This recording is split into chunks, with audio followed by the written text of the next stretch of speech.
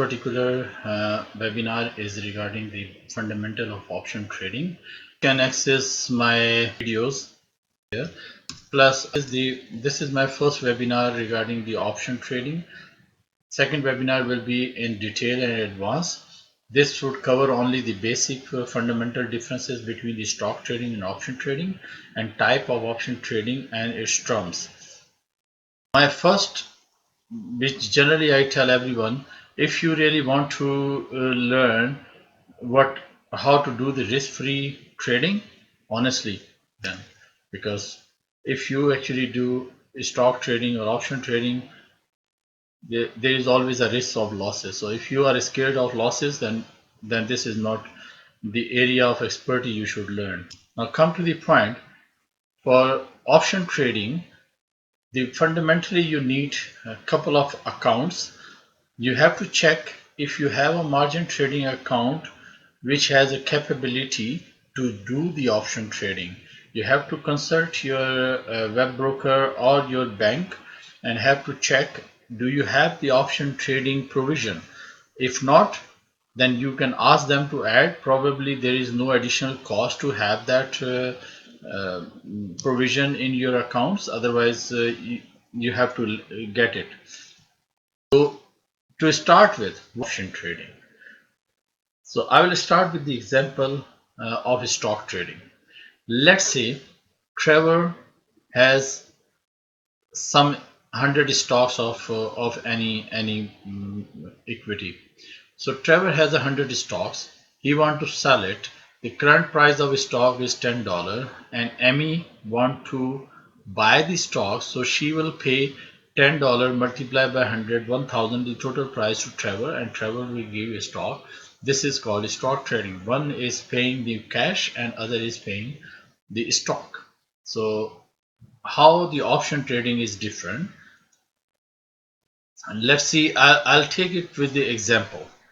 Let's say there is a house of around the cost of current price of the house is around $900,000. This is just assumption. Let's say buyer A, he want to buy the house in $900,000 in cash. It means he will pay the $900,000 and he will get the ownership of the house. That is buyer 1. Another buyer, he want to buy the house for the same $900,000, but he is capable to deposit the 5% token money as of now, and he is saying that he will buy the house by end of 30th June, or you can say, let's say 6 months from now.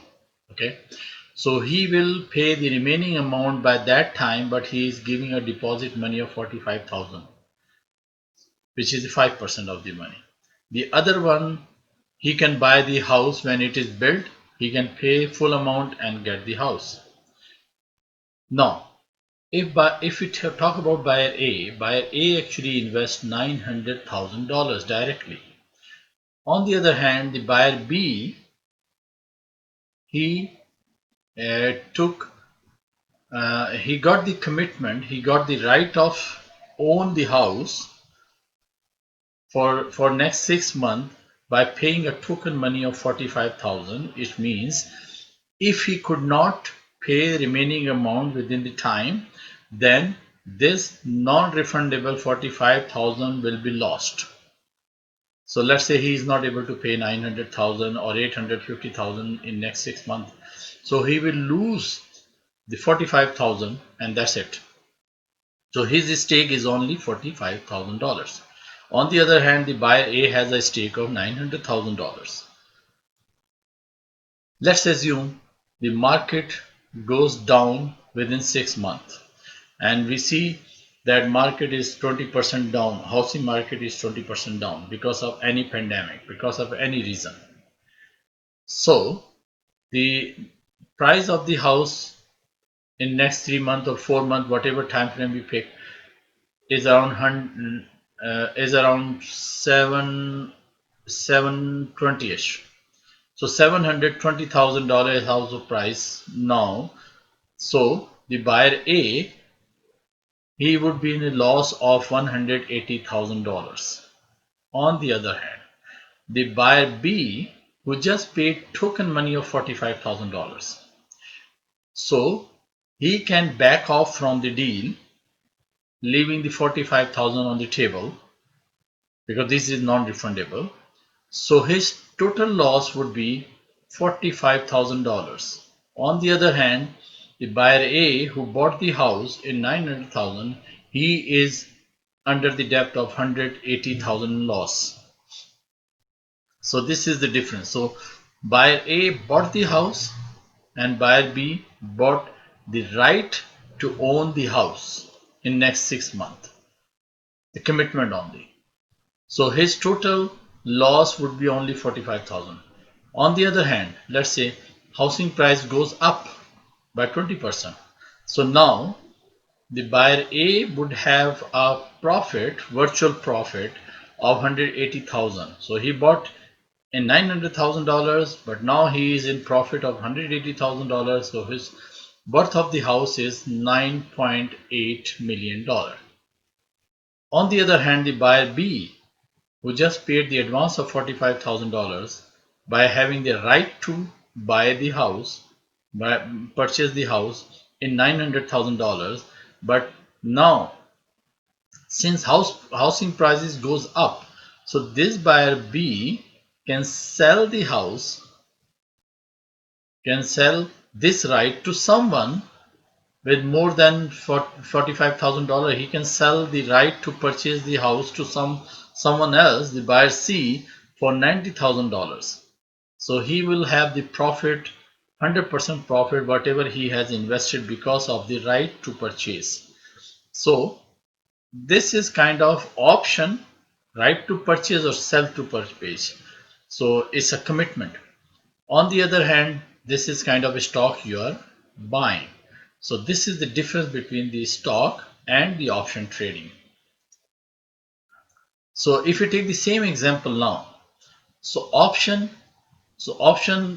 may have a option is just a right to purchase or sell the stock. So let's say option to buy of 100 stock. Keep in mind, option are being traded in terms of contract. So it is term use contract. Each contract consists of 100 stocks. So option trading is always a multiple of 100 of stocks. So option to buy the 100 stock, which is one contract, at $20 within 30 days. So someone can buy the stock 100 stocks option within 30 days for $20, even if the stock price is 50. So she has a buyer, Amy. She has a right to purchase this stock in $20, which is currently right now is $10. Even if the stock price goes up to 50, but she can still buy for $20. That's the commitment agreement Amy and Trevor has made.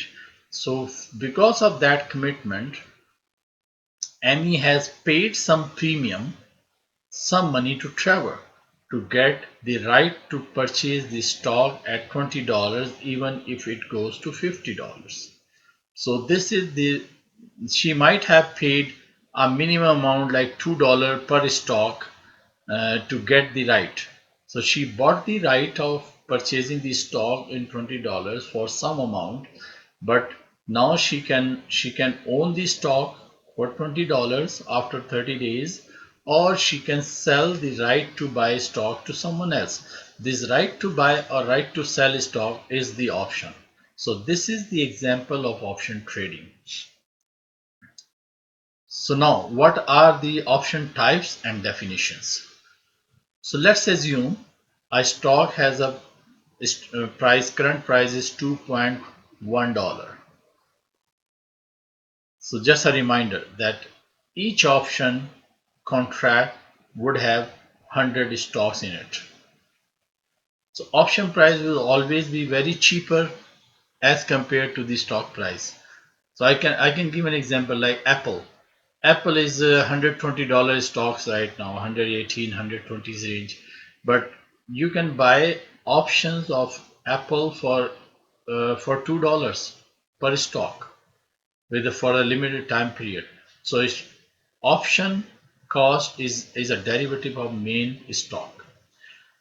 So if current stock is $2.1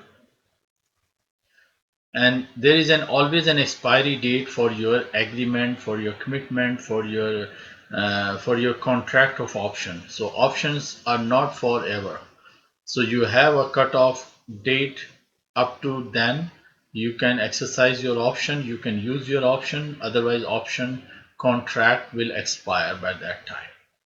So if a buyer thinks that stock will go to 2.4 from 2.1, it means that trader is a bullish, so he's thinking the stock will go higher.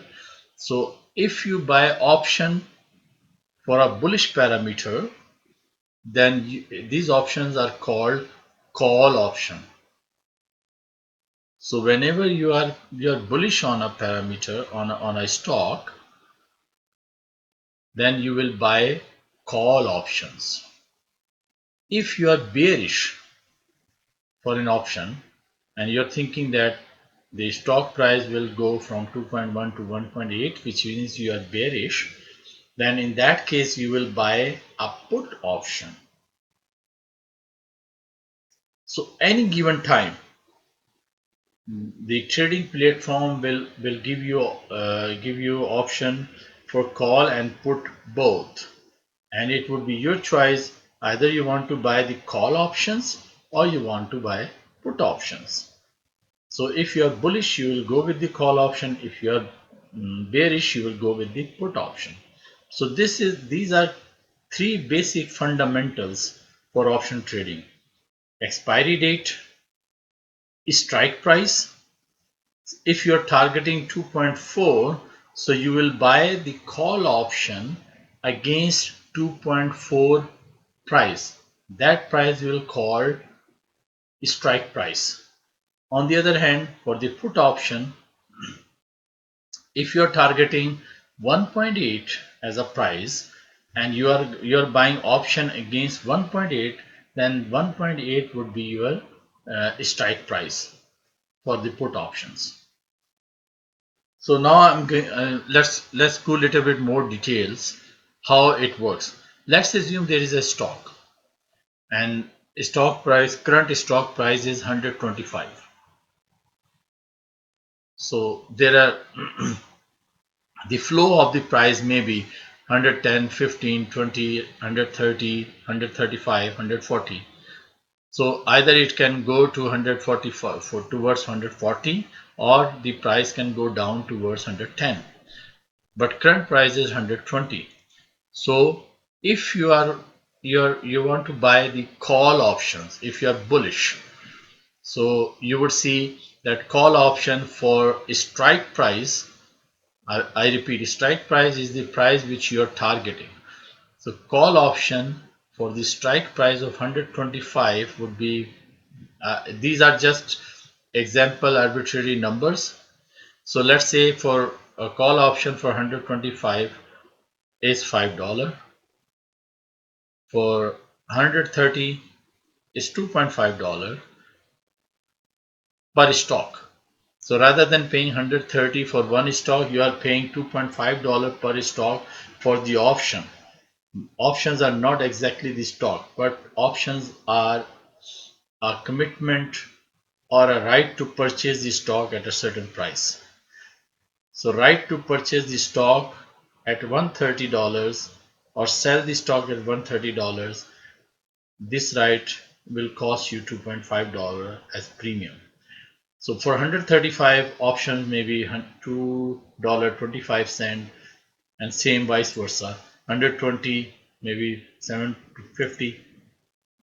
So if you're buying the call options and your strike price is below the current price, it means you are already in the money. This term is being used as in the money. It means you are already above the strike price. So if I'm getting options for $120, so it means I'm already above, since current price is 125 and your strike price is 120. So it means I'm already above the strike price. So that is why this is called in the money calls. Same time, if you are going beyond, it would call out of the money. So out of the money would be cheaper. The option for out of the money stock calls would be cheaper. On the other hand, the option for the in the money calls will be little expensive, because the difference of the current price to that strike price would also be added to the option. The same way for the puts. Let's say you have the put at 125 for $5 and 120 2.5 and so on. So this is called out of the money for the put. Put and call out of money is in the reverse direction. Why? Because in the call option you are saying 130 is out of the money because your current price is 125 and you are assuming that stock will go up. So it means you are below your strike price. So you are out of the money. On the other hand, if you are saying the stock will go down at the same 130, so it means your current price is already 125, your strike price is 130, so you are already below the strike price, so you are in the money. So in this case 120 you are out of money for in the case of put, and you are in the money in case of put when you go higher. So these terms you can assume why these are important. Let's assume this is a 30 days expiry of the option trades. At the 30th day and expiration date, if you have a call option at a strike price of 125, at that time it might become zero, no value, and out of the money will also be zero because you are still at the same level. But if you are 120, if your strike price is 120 and after 30 days the price is still 125, you are still in the money in that case. So you would have some money left for your option uh, to sell it for less profit. So you may still have some money for in the money calls, and same way for in the money puts you may have some money left, but for out of the money will be expired. So generally people would tend to get into in the money when they buy the calls or puts. But in the money would be expensive puts, expensive options than the out of the money. So you have to draw your own line. If you don't have too much money, you can go out of the money and take the risk. And if you have much money and you think that it will make more money to you, you can use in the money calls or puts as well. So these are basic fundamentals. Let's say after 30 days, if a stock goes to 30, then if a stock goes to 30 and you were having the call options for 2.5, you bought the 2.5, a stock goes to 130, so your call option may give you 4% profit. So you bought at 2.5, current price of your option would be $5, let's say. So you would gain some profit. On the other hand, if you bought the puts for 130 strike price, since you are not going down, you were bearish for the puts, but it still is going, price is getting higher, so your puts may expire with some losses, so you have to exercise them. So I'll tell more terms on that. So these were the basic fundamental terms we use for option trading: strike price, expiration date, contracts, in the money, out of the money, puts and calls both. So you can review that, and you can post your questions to me in the channel, or you can send me email. I have shared in the first slide, and I will share the last slide as well. I'll put in the description my contact information too, so you can contact me from there too. Option trading actions. Now, what actions you have for option trading? Generally, for stock trading, there are only two actions. You buy the stock, you sell the stock. But for the option trading, you may have multiple actions which you can pick and choose. So I'll go through six. There are six commonly used actions. I'll go through one by one just for your understanding. This is just basic fundamental of option trading. When you go into your web broker website, you may have this kind of window. This current window is from TD web broker. So if first you have the symbol or name of the stock, there is the option chain we will discuss later on in the advanced video. Expiry date you can pick and choose. When you pick the expiry date and the strike price, then you will see the option price here. If you see here, there is an for Apple, this is the Apple price, and these are the option price. Option call price. So you will pick the strike price, and strike price you can pick in the money or out of the money, it's your call. And from this section you can pick call or put option. These are common for all the actions you can take for the option trading.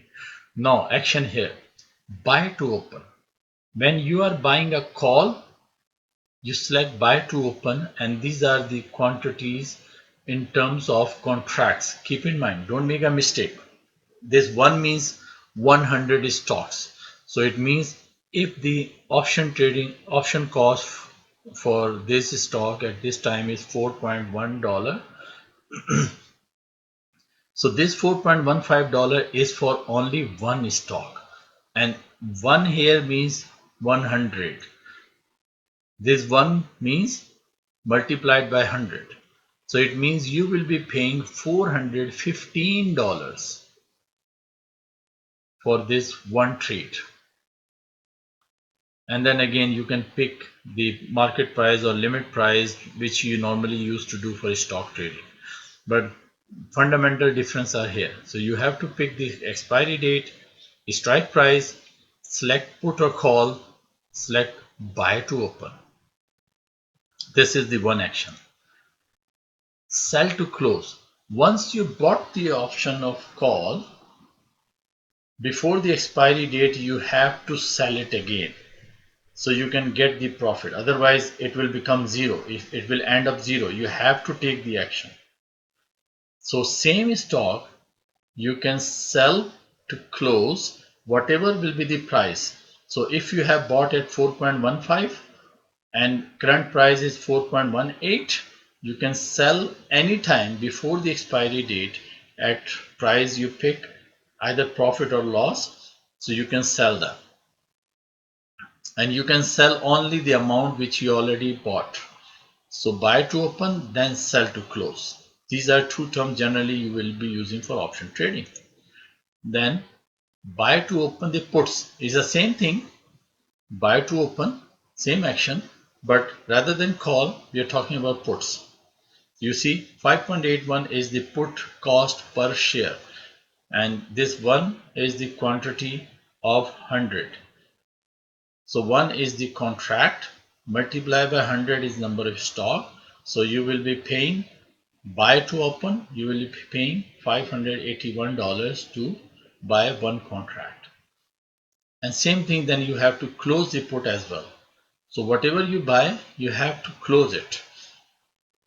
Otherwise it will end up zero. Even though you are in the profit, but if you don't exercise, you don't sell it, it will end up in zero. Next action, sell covered calls. This is important. You can sell the covered calls if you hold 100 or multiple of 100 to collect premium from buyers. So this option is very good if you have some stocks. If price moves higher than the strike price before the expiry date, then buyer of the call can execute the option and your stock would be sold at the strike price.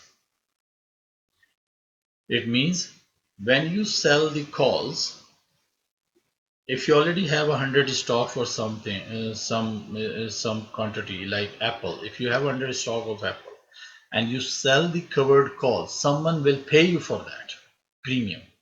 So you will get some money.